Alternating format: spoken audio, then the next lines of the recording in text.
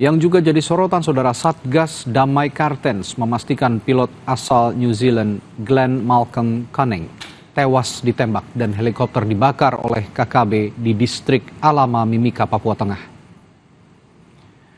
Kasatgas Humas Damai Kartens, Kombes Bayu Suseno mengatakan saat tiba di bandara, pilot dan penumpang dikumpulkan di lapangan. Sebelum pilot ditembak, sempat terjadi cekcok antara KKB dan pilot yang berujung sang pilot ditembak.